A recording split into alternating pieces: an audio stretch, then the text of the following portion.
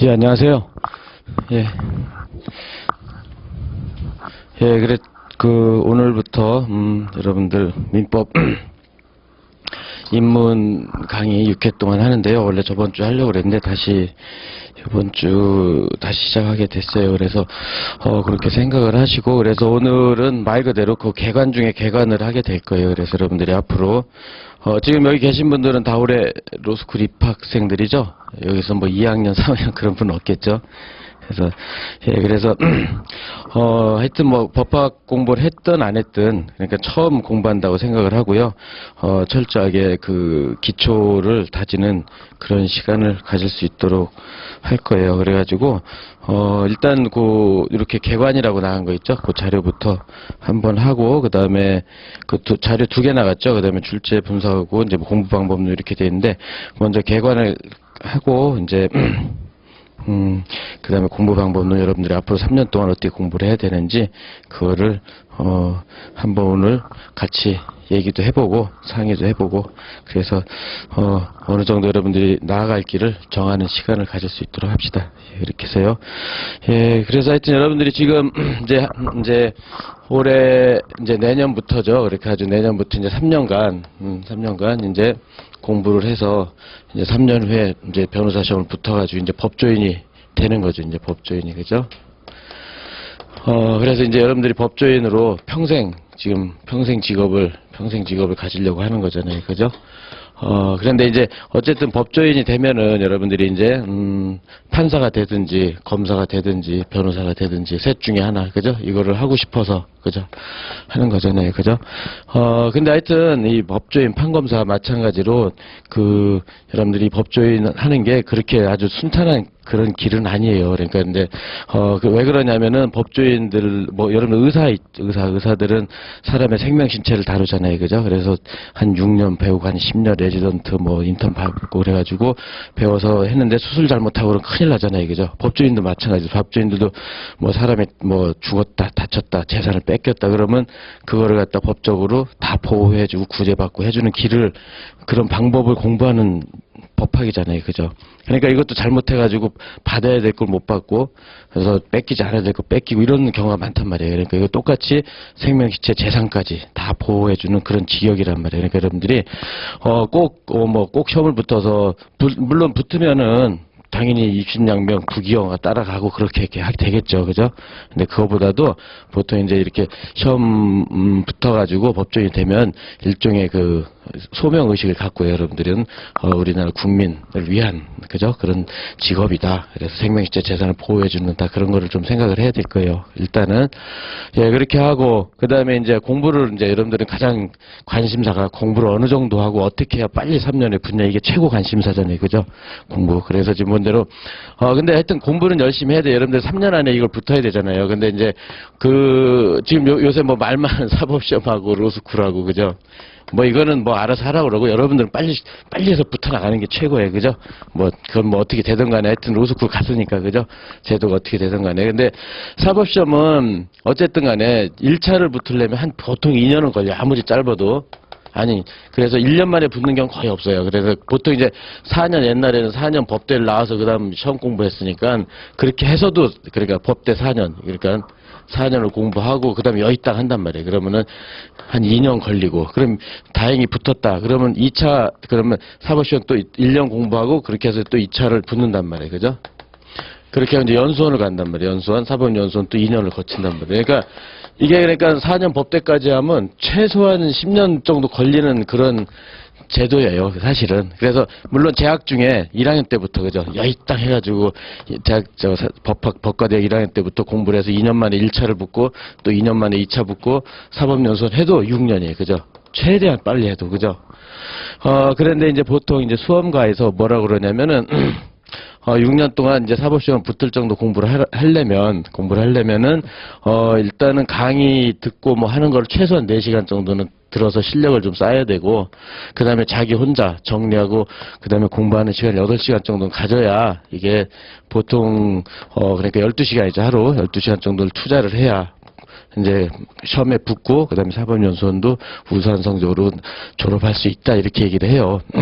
근데 이제 여러분들 로스쿨 제도는 이제 그렇게 10년, 그러니까 이게 최단기간 10년이고, 그 다음에 6년이고, 그 다음에 저기 한두 번만 삐끗하면 10년이고, 거기서 더 나가고 막 이런단 말이에요. 근데 이제 여러분들은 일단은 4년, 이제 학부를 4년을 해야 되니까, 요거는 빼고, 그죠? 요건 빼고, 어차피 똑같은 조건이니까, 그래서 이제 3년 안에 해야 되잖아요. 그죠? 그러면은 3년 안에 붙으려면은 어떻게 해야 되겠어요? 그러면은 6년을 3년을 줄였으니까 강의를 최소한 8시간, 그죠? 자기 혼자 공부 16시간. 이렇게 해야지 무기평등의 원칙에서 맞춰지죠. 그러면 하루 24시간을 다 해야지만 된다. 이런 결론이 나오잖아요. 그죠? 산술적으로. 그렇게 되니까는 공부를 여러분들이, 이렇게 간단히 아주 쉽게 생각해서 분다. 이거는 굉장히 어려울 거예요. 지금 여러분들이 7기인가요? 그러니까는 1기, 2기까지는 로스쿨 1기, 2기까지는 뭐 거의 붙여주는 시험이 돼가지고 좀 쉬웠는데 3기, 4기, 5기부터는 이제 굉장히 어려워요. 그러니까 작년에 한 60% 합격하고 40% 떨어졌다. 근데 올해는 50% 5대5다 이렇게 하는 거예요. 그러니까 점점 이제 그러면은 그 다음에는 40%가 붙고 60% 떨어지고 이렇게 갈 거 아니에요. 일본도 그랬었고, 그죠? 이렇게 계속 떨어져. 그러면 그 붙는 확률이 점점 줄어드는 거죠. 그죠? 이렇게. 그렇게 되니까는 여러분 때는 몇 프로가 될지 모르겠어요. 그죠? 그러니까는 점점 줄어드는 건 맞잖아요. 그죠? 자꾸 누적이 되니까. 그렇게 되니까 각오를 다져야 돼. 그러니까 여러분들이 가장 중요한 건 3년 안에 붙는 거잖아요. 3년 안에 붙는 거. 그죠? 3년 안에 딱 한 번이라도 실수를 안 하고, 그죠? 너 꼭 붙어야 된단 말이에요. 그죠? 그러면은 지금부터 공부를 하는데, 지금 이제 민사법 개관이지만, 그러니까 7과목, 일단 민법, 민소, 상법, 그죠? 그 다음에 형법, 형소, 그 다음에 행정법, 헌법, 그 다음에 선택과목, 8개가 있다면 8개, 그죠? 그냥 과목만, 처음 비법대생들은 과목 외우는 것도 힘들단 말이에요, 이게. 그죠? 8개 과목을 다 해야 된단 말이에요, 3년 안에. 그런데 이제 지금 여러분들이, 보통 경우요, 저번 때 첫날 했을 때 이제 들었던 분들한테 있는데, 2년이요. 보통 2학년 때까지는 어떻게 하냐면, 지금까지 보면요, 그냥 2학년 때까지는 그 학교 생활에 충실하면서 그냥, 마치, 그러니까 대학원이잖아요, 로스쿨이, 그죠? 대학원 생활을 즐기면서, 그죠? 즐기면서 MT도 가고 그죠? 여행도 다니고 막 다 한단 말이에요. 근데 이제 2학년 이제 겨울방학 지금 이제 올해 내년에 3학년 올라가는 사람들이 이제 겨울방학이 되잖아요. 그러면 이때부터 이제 1년간 공부하려고 그래요. 그런데 그때 와서 보니까는 아는 건 하나도 없고 1년 안에 이걸 어떡하지 이렇게 하는 경우가 대부분이 좀 그렇게 했어요. 그러니까 여러분들이 이런 우를 범하면 안 돼요. 그러니까 여러분들은 이거는 당연히 하는데 지금부터라도 수험생으로, 그죠? 수험 모드로 좀 이렇게 생각을 해야 될 거예요. 그렇게 해가지고, 지금 말한 대로 최단 6년 해도 이게 붙기가 힘든데 3년을 해서 한단 말이에요. 그러면 합격률은 점점 줄어들고, 그러면은 1학년 때부터, 지금부터라도 딱 공부를 해야 돼요. 그래가지고 수험 모드로. 그래서 보통 어떻게 하냐면, 1, 2학년 동안, 보통 이제 학교 가면 이제 교수님, 교과서 있잖아요. 교수님 지금 민법으로 하면은, 누구, 교수님, 유명한 저명 교수님 저가 있단 말이에요, 교과서가. 그럼 민법 그렇지. 민소법도 이신 교수님 등등 교사. 상법도 교수님 딱 있단 말이에요. 다 유명한 교수님 책으로. 그러니까 그걸로 공부는 그냥 나름대로 열심히 했는데 수험 모드가 아니고 수험적인 감각이 없으니까 2학년 마치고 나면 아무것도 남는 게 없는 거예요, 수험적으로는. 그냥 법서 한번 읽었다 이것밖에 없는 거예요. 그렇게 되니까 다시 이제 2학년 때부터 어떻게 하냐면 우리 여러분들이 흔히 선배들 붙어나간 사람들 말하는 수험서라고 하는 것들이요. 그러니까 민법으로 하면 내가 쓴 책이라든지 누가 쓴 책, 형법은 누가 쓴 책, 근데 소위 말하는 신림동에 강의하는 사람들이 쓴 책들, 수험서들 이런 거를 이때 이제 접한단 말이에요. 그거 접해가지고 1년을 공부해서 이걸 한다 그러면 이게 굉장히 힘들어요. 이렇게 하기가. 그러니까는 이런 것들을 실제로 여러분들이 이제 비법 학사를 기준으로 하면은 민법만 해도요. 이제 좀 이따 하겠지만은 민총, 채총, 채강, 물권, 친족, 상속 6과목, 7과목 이렇게 된단 말이에요. 그거를 한 학기에 한단 말이에요. 한 학기. 근데 이제 여러분들 1학년 때부터 그걸 다 해버려요. 민총하고 채총, 채강 막 해버린단 말이에요. 그러니까는 너무 그냥 단시간에 빨리 3년 때 해야 되니까. 그렇게 되니까는 한 번 책 읽고 마는 거예요. 한 번 책 읽고. 그러면은 나중에 3학년 돼서 수험적으로 공부를 해야 되는데 너무 짧은 거예요, 1년이. 그렇죠. 그러니까는, 그럴 바에야 제가 이제 우리 후배라든지 내 제자라든지 항상 추천을 해준 게 이때부터 그냥 아예 수험서 하는 거예요. 물론 이제 학기 중에 그 시험 공부를 위해서 교수님들이 보라는 책을 보고 그 대학교 때 학점 떼는 건 그런 건 쉽잖아요. 여러분들 다 잘하잖아요. 그죠? 그런 용어로 하는 건 몰라도 나중에 3학년 끝나고 시험 붙기 위한 그 수험이요. 말 그대로 여러분들이 법조에 대해서 변호사 시험을 붙기 위해서는 지금부터 철저하게 자기만의 빅이죠. 수험선 하나 딱 잡고 공부를 해야 돼. 그래서 3학년 동안 최소한 여기 다 8과목이죠. 다 여기 2학년 때까지 해서 한 2번 이상은 2번 정도 해서 어느 정도 감을 잡고 마지막 그다음에 3학년 1년 동안을 치열하게 암기하고 그다음에 사례풀이도 하고 하여튼 연습하는 거죠. 연습해가지고 철저히 수업 모듈 1년 연습하면은 이렇게요. 그러면 한 3-4번은 보겠죠. 3-4번은. 그렇게 되면은 붙을 확률이 다른 사람에 비해서 한 70-80%, 그러니까 80% 이상이 될 거야. 80% 이상. 그래서 실제로 제가 아까 말한 우리 후배들이나 해무는 이건 막 시켜요, 그냥. 이렇게, 교수, 이런 말 딴 데서 하지 마시고, 교수님 보지 말고 빨리 지금부터 하라고. 그렇게 해가지고 1학년 때 민법하고, 겨울방학 때 민법하고 민소법을 알아듣지는 못한다 하더라도 일단 강의 들어가지고, 대충 이제 감을 잡고, 그 다음에 이제 여름방학 때 와서는 그걸 다시 좀 심화 학습하고 이런단 말이에요. 그 다음에 2학년 때 올라가서는 그러니까 1년 안에 민사법, 민법, 민사송법만 해도 엄청난 실력이에요. 상법까지 하면 더 할 나위 없는 거고. 네, 그러니까 근데 양이 많아서 그렇게 되진 잘 않아요. 그러니까는 그 다음에 2학년 올라가서 겨울방학 때는 형법, 그 다음에 여름방학 때는 공법, 이렇게 하나씩 하는 거죠. 그렇게 해가지고 이렇게 해서 최소한 그냥 민법, 형법, 공법을 한번 공부를 해가지고 그 다음에 3학년 겨울방학 때 다시 이제 이때부터 수업 모드니까 이제 이때 여러분들이 지금 기본 강의 들었다 이렇게 되면 지금 알아듣는 게 한 30% 이하일 거예요. 근데 이제 이쯤 3학년 와서 이렇게 열심히 해서 들으면 한 70% 이상은 이해도 되고 실력자가 된단 말이에요. 그럼 그때부터 1년 공부하면 충분히 합격을 할 거예요. 그래서 이렇게 충분히 합격할 수 있는 길이 있는데, 루트가 있는데, 애들로 가지 말고요. 여러분들, 일단 로스쿨 입학해서 공부하다 보면은, 그게, 많이 이제 수험이랑 다른 길을 가게 돼 있어요. 그러니까는 학기 중에 체육대회도 하고, MT도 가고, 그죠? 수학여행도 한단 말이에요. 근데 이걸 하지 말라는 게 아니라 이건 다 하는 거죠. 하면서 공부하는 거죠, 하면서. 그 다음에 중간고사, 기말고사 다 보고요. 근데 그러니까 학기 중에는 수험 공부하기가 지극히 어려워요, 그러니까는 방학을 잘 이용하고, 방학을 이용해서, 철저하게 나는 이렇게 계획을 짜서요, 이렇게. 물론, 학교에서 이제 그런 강의 듣는 거 못하게 하는 경우도 있고 그렇지만 여러분들은 개인적으로 잘 판단을 해보란 말이에요. 그래가지고 내가 꼭 붙기 위해서는 어떤 길을 가야 되는지, 그죠? 그렇게 해가지고, 한번 잘 판단을 해보세요. 그래서 하여튼 법조인은 여러분들이 이제 나가면 알겠지만 이렇게 전지전능한 거를 요구를 해요. 그러니까 뭐든지 다 잘하는, 그죠? 그래서 체육대회니 MT 이런 거 빠지는 게 아니라 다 하면서 공부를 하는 거죠. 그렇게 해가지고도 충분히 붙을 수 있으니까. 그렇죠. 그렇게 하는데, 그렇게 할 방법은 뭐냐? 지금부터 방학을 잘 하려고 하는 거예요. 지금 방학이 1학년 때 2번, 2학년 때 2번, 3학년 때 2번 있잖아요. 그죠? 그 다음엔 시험이니까. 그렇게 해서 이걸 잘 하려고 하고, 이제 1, 2학년 때 잘 하려고 하고, 3학년 때는 좀 전 기간을 수험적으로 좀 이렇게 공부를 하면 충분히 붙을 수 있을 거예요. 그렇죠? 그렇게 해서 그렇게 한다 생각을 하고, 지금부터 진행을 해보도록 합시다. 그렇게 해서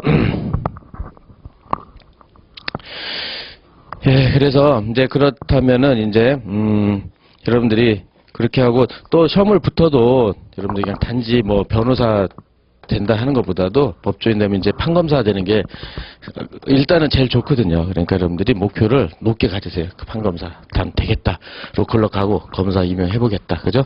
그러려면은 더 열심히 해야 될 거예요. 더 열심히 조금 더. 그다음에 변호사도 이왕 가는 거 큰 로펌에 취직하겠다. 그죠? 또는 공기업이라든지 큰 금융회사라든지 그죠? 이런 데 가는 게 좋아요. 일단은. 개업하는 거는 지금 현실적으로 상당히 어려워요. 여러분들 개업해가지고 나름대로 돈을 벌겠다. 이건 좀 어려워요. 아주 빼어난 실력이 있다든지 전문적인 지식이 있다든지 그렇지 않으면 그렇기 때문에 일단은 크게 잡는 거죠. 이렇게. 그래서 이렇게 하겠다. 그래서 자기 개인의 이익을 위해서 한번 잘 판단해서 오늘 가서 계획을 짜보세요. 이게 시간이 만만치 않아요. 3년 안에 이렇게 다 한다는 게. 이 양 자체가 만만치가 않아요. 민법, 민사소법, 상법 이런 것들이 전체 8법 과목을 다 해야 되잖아요. 그죠? 그러니까 그게 진짜 만만치가 않아요. 다 한번 읽는데도 3년 걸리고요. 그냥 읽는데도. 보통 사람은. 근데 여러분 거기다가 이것만 원하는 게 아니라 그 뭐 선택형, 그죠? 찍는 거, 그 다음에 사령, 그 다음에 기록형, 이거 3가지를 다 해야 되잖아요. 그러니까 3년 안에. 그러니까는 계속 얘기했지만 여러분들한테 전지전능한 걸 요구하고 있기 때문에 좀 마음 다짐을 오늘부터 다시 다져가지고요. 이번 겨울방학 때는 난 뭘 하겠다. 다음 여름방학 때는 뭐 하고, 그 다음 2학년 올라갈 때 겨울방학 뭐 하고, 2학년 여름방학 딱 다 짜놔야 돼요.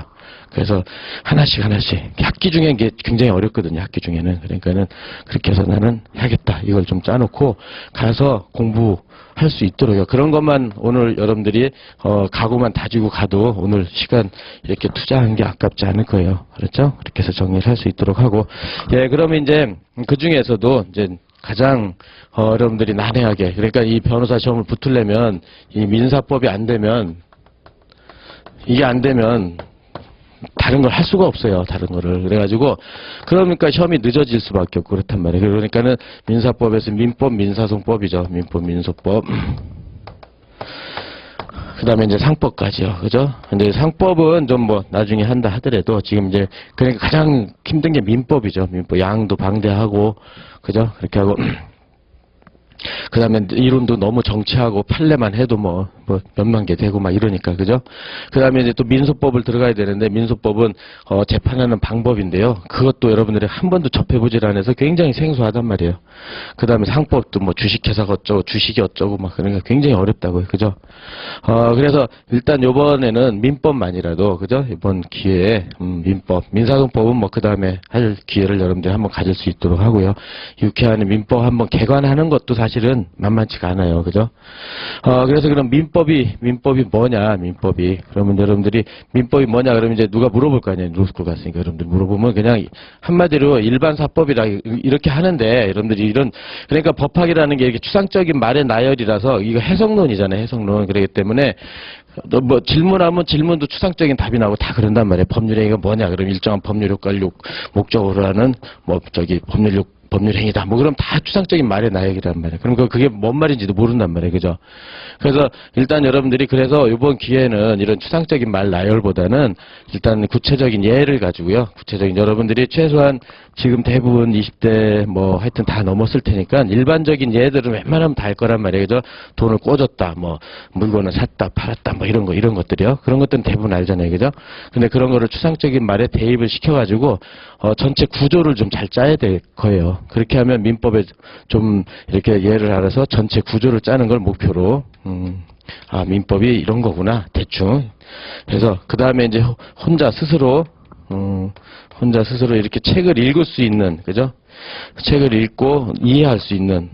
여러분들 일반 소설책이나 그런 건 읽고 다 이해를 하잖아요. 근데 법학은 그렇게 되질 않아요. 그러니까 법학이라는 거는 이게 여러분들이 처음에 영어 공부할 때 중학교 때부터 뭐 초등학교 때부터 쭉 배웠잖아요. 그러니까 지금 영어 보면 독해도 하고 그러지만 안 배우고 영어를 읽었다 그러면 독해 하겠어요? 못 하겠어요?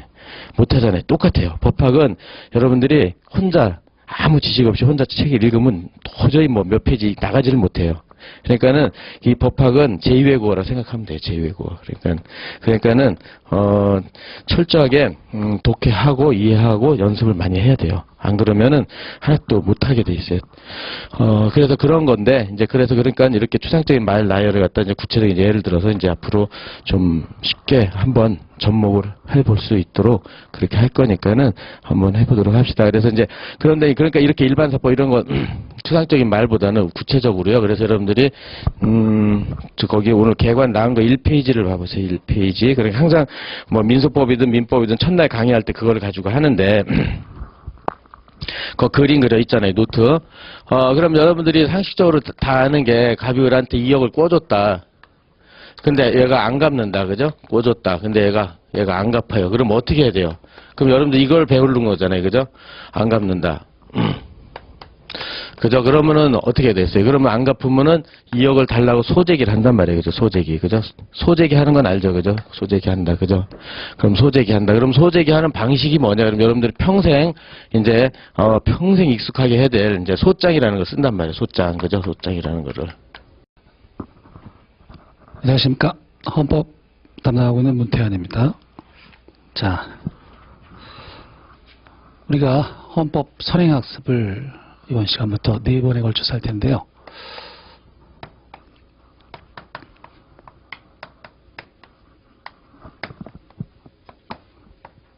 기본권의 침해와 구제에 대해서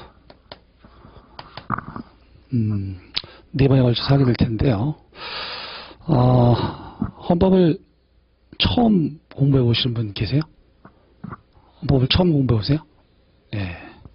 그래요.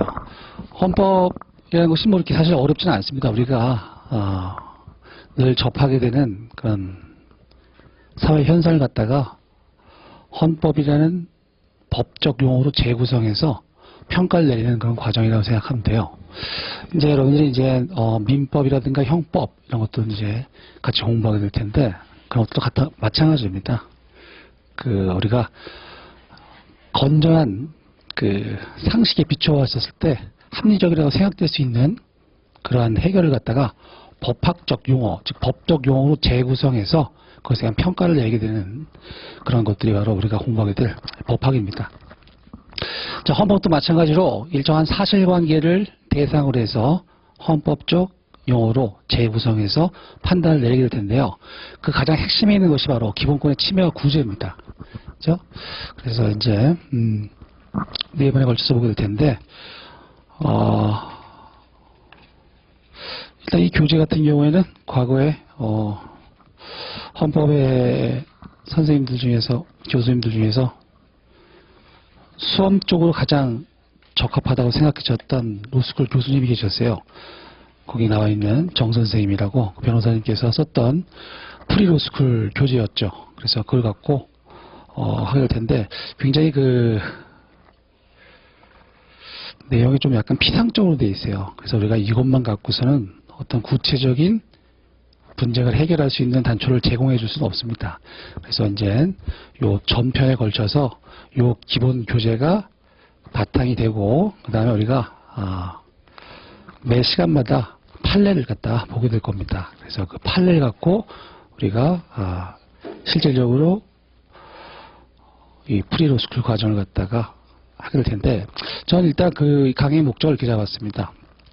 여러분들 오늘 받게 된 자료가 있는데 헌법재판소 판례 전문을 갖다가 여러분들이 이제 학교에 가게 되면 배우게 될 겁니다. 그래서 이제 학교에 가서 배울 때 무리 없이 여러분들이 헌법재판소 판례 읽어낼 수 있게끔 하게 만들어 드리고 그 다음에 이제 문제는 뭐냐면 마지막 시간쯤에 우리가 한번 헌법재판소 판례를 갖다가 구체적인 사건을 놓고 한번 똑같이 한번 작성해 볼 수 있는 그런 능력까지 한번 여러분들이 갖출 수 있도록 한번 해보겠습니다. 자, 그래요. 일단 3년이라는 기간이 우리들한테 이제 주어져 있는데 3년이라는 기간이 여러분들이 생각해보면 굉장히 짧습니다. 근데 우리는 몇 과목을 해야 되냐면 15과목을 해야 된단 말이에요. 그리고 여러분들이 들어보신 적 있겠지만 우리 시험은 굉장히 특수해요. 그래서 예전에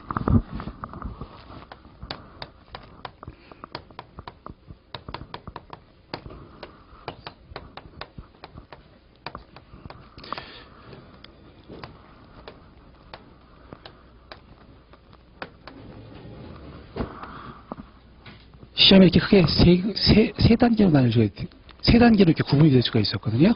그래서 이제, 로스쿨이라는 것이 생기기 전에는 사법시험 1차라고 해서 객관식으로 그 사람의 법학 실력을 테스트하는 과정을 거치고, 그 다음에 2차라고 해서 사례형을 통해서 한번 다시 검증을 하고 합격하신 분들은 연수원 같은 데 가서 기록형이라는 것 갖다가 연습을 하게 됩니다. 근데 우리는 이거 갖다가 3년 내에 한꺼번에 해야 돼요. 이 객관식을 갖다가 평균 한 80점 정도를 모든 법 과목에서 맞출 수 있기 위해서는 한 3년 정도의 그래서 크게는 5년이 필요하다고 얘기를 합니다. 그렇죠? 근데 여기에다가 이걸 갖다가 합치게 되면 한 8년 정도의 과정이라고 생각하시면 돼요. 물론 기준이라는 것이 지금은 뭐 없어지고 있지만 그 가장 우리가 근접하다라고 평가될 수 있는 사법시험을 기준으로 했었을 때 그렇습니다. 그렇죠? 사법시험을 갖다가 압축했었을 때 우리 3년 과정이 되는 거예요.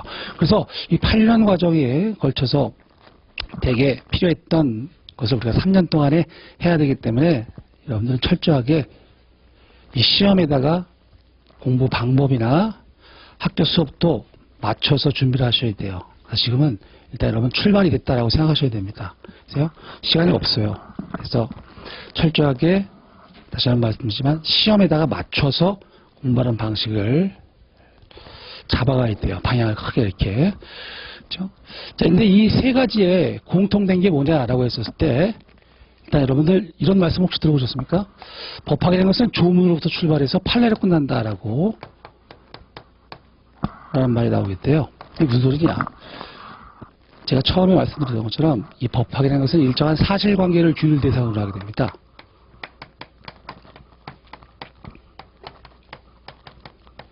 그래서 자, 헌법, 민법, 형법이라고 얘기했었을 때 민사 사실관계, 형사 사실관계, 공법, 헌법적 사실관계를 규율 대상으로 해서 각 법정을 펼치게 되면 나오게 되는 그 조문을 갖고 해결하게 되는 과정이다라고 생각한다면 됐죠. 그래서 조문이라는 게 어떻게 나와 있냐라고 했었을 때 예를 들게 되면 여러분들이 민사 같은 경우에는 이런 그림이 그려져요. 이렇게 이걸 잘 알아두셔야 돼요. 그래서 갑을 대등한 당사자 간에 있어서의 가장 대표적인 법률관계는 뭐냐면 계약이죠. 계약. 그래서 대등한 당사자 간에 있어서의 계약을 갖다가 규율하게 되는 것이 민법입니다. 극단적으로 얘기했을 때 물론 한 단계 더 들어가게 되면 굉장히 세부적인 내용으로 나눠지게 돼요. 그래서 예를 들어서 갑이 을한테 돈을 꾸고 갚지를 않잖아요. 그렇죠? 그렇게 되면 민법에서 이렇게 명령을 하고 있어요. 야, 돈 꾼 다음에 변직이 즉 돈을 갚아야 할 시기가 오게 되면 얘는 돈을 꿔줬던 애는 돈을 빌려줬던 애들한테 뭐요? 달라 그럴 수 있는 권리가 있어 라고 민법에 나와 있단 말이에요. 그렇죠? 그래서 그 법 조문을 갖다 놓고 과연 그 갑과 을이 충족을 시켰는지를 판단하게 된 다음에 거기에 따른 법적 효과를 부여하게 돼요. 자, 헌법으로 바꿔서 얘기하게 되면 헌법은 갑과 을이라는 국민 간의 대등한 당사자 간의 관계가 아니라 이렇게 돼 있죠.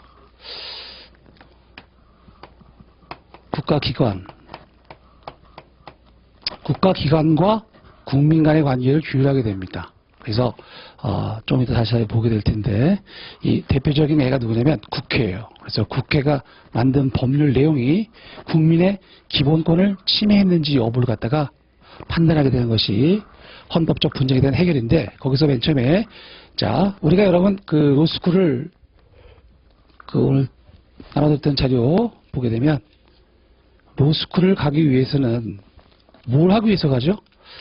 변호사 시험을 보기 위해서 하는 거죠. 그렇죠? 그래서 국회가 만든 법령 중에는 이런 게 있어요. 변호사라는 직업을 선택하기 위해서는 변호사 시험에 합격해야 돼. 라고 저 국가기관회가 규율을 만들어 놨습니다. 그렇죠? 그래서 변호사가 되고자 하는 저 국민애들은 그 법률 조항에 따라서 그 로스쿨을 졸업해서 변호사 시험에 합격을 해야지만 변호사 직업을 선택할 수 있게 된 거예요. 그렇죠? 그렇게 했을 때 이거 갖다가 이제 헌법적 요건을 구성하게 되면 모든 국민은 헌법 제15조에 보게 되면 직업의 자유라는 걸 갖고 있어요. 직업의 자유. 직업의 자유 갖고 있는데 15조 여러분들 법전 있죠? 법전을 사셔야 돼요. 아세요? 법전 사신 다음에 늘 법전 갖다가 옆에다 놓고 보셔야 됩니다. 그래서 헌법 제15조에 보게 되면 자 이렇게 모든 국민은 직업의 자유를 갖는다라고만 해놨어요. 근데 이러한 조문이 저러한 사실관계 즉 변호사 시험을 보기 위해서는 로스쿨을 졸업해야 한다라는 식의 그 조문을 갖다가 과연 국민의 이 15조 직업의 자유를 침해했느냐라는 것을 판단하기 위한 구체적 규준을 제시해 줄 수 있나요? 멀죠. 좀 너무나 일반적이고 추상적으로 되어 있어요. 따라서 저 법률 조항이 과연 이 헌법상 보장되어 있는 15조 직업의 자유를 침해할 수 있겠느냐라는 것에 대해서 우리 헌법 개별 조문만 놓고 봤을 때는 어떤 해결의 단초도 제공해 주지 못합니다. 그럼 어떻게 해야 돼요? 해석이라는 걸 하게 됩니다. 해석. 이 조문의 해석. 자, 해석에는 크게 두 가지가 있어요. 무슨 소리냐?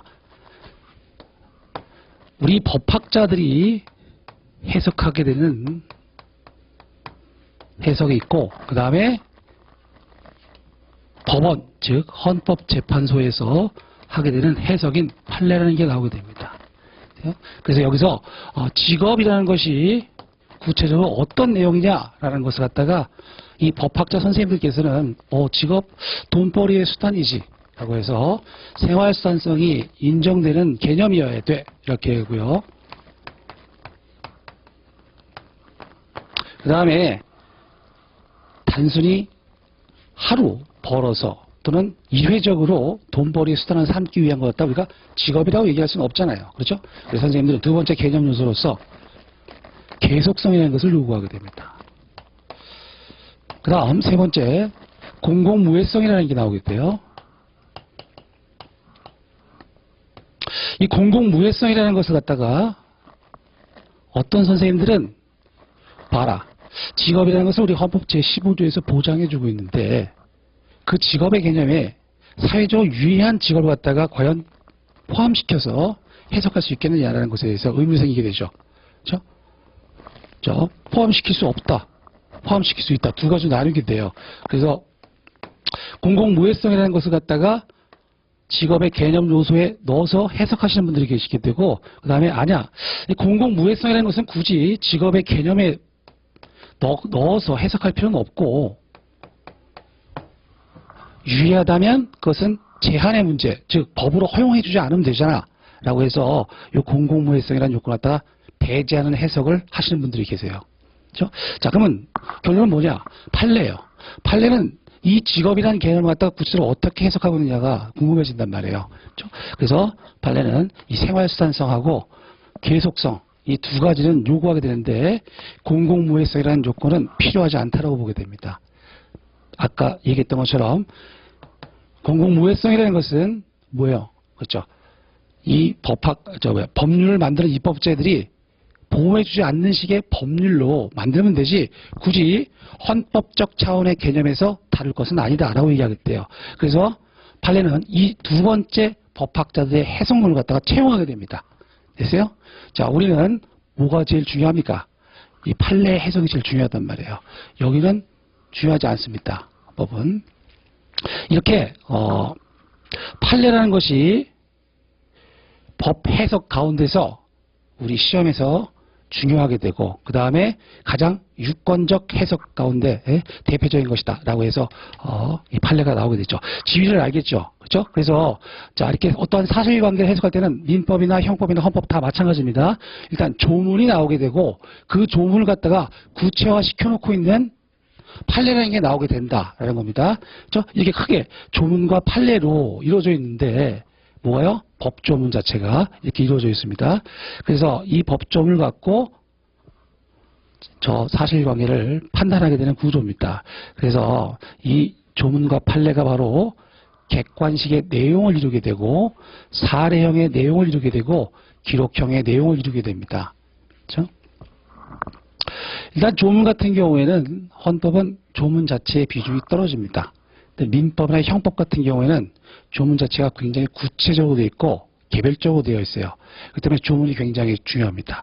조문 자체만으로도 각종 사실관계를 해결할 수 있게끔 만들어놨단 말이에요.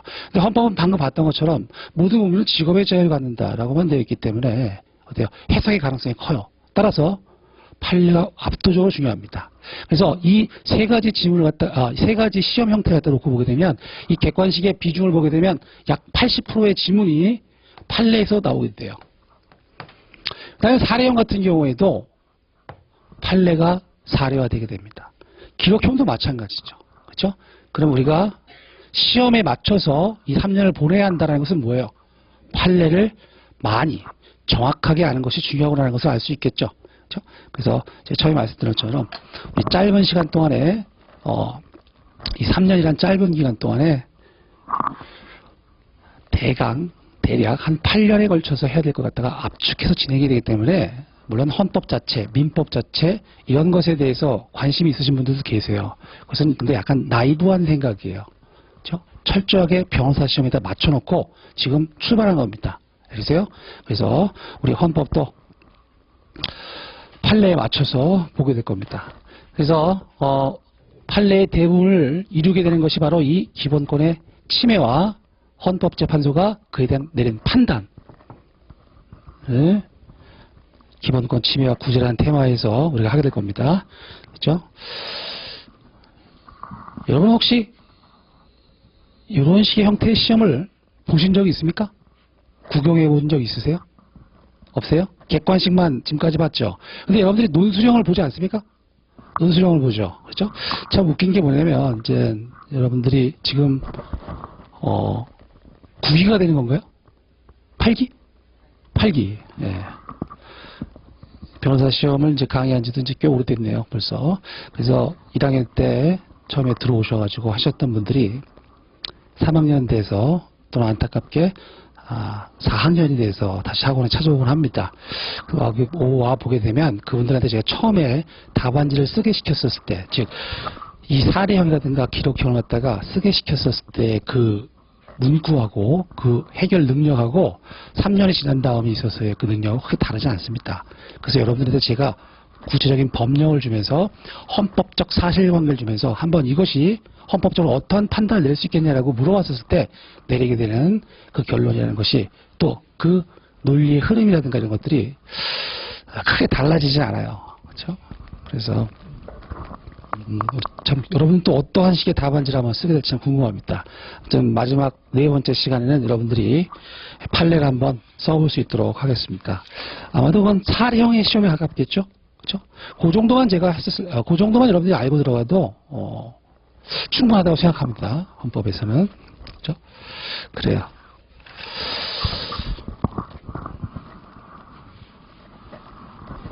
이제 헌법을 한번 보도록 하겠습니다.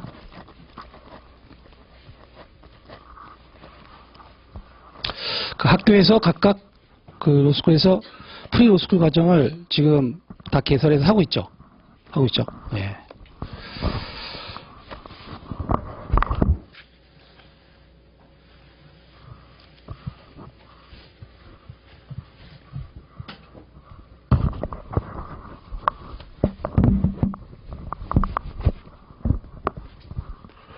자, 여러분 그 고등학교 때라든가 시험을 준비하면서 생각했던 걸 한번 생각해 보세요. 자, 헌법이라는 게 무엇이냐라고 했었을 때 헌법이라는 것을 한마디로 얘기하게 되면 국가의 기본법입니다.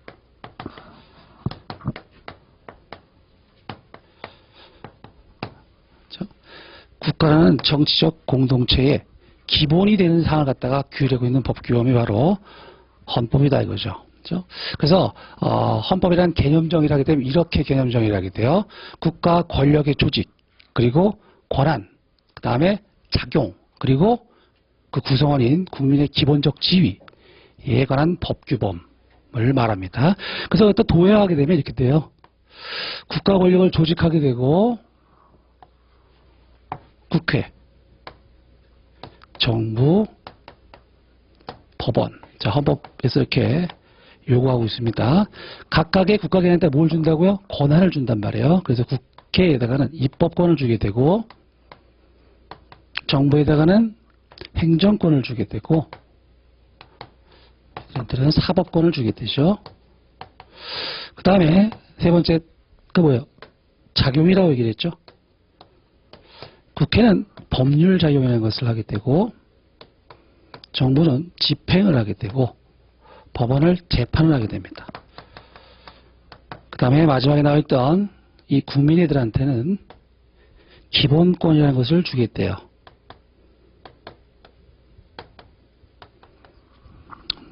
그렇죠? 이게 바로 헌법이죠. 헌법을 그리게 되면 이게 돼요. 그래서 자, 제가 처음에 말씀드린 걸 잘 알아두셔야 돼요. 우리는 헌법학을 하긴 하지만 그건 어떻게 된다고요?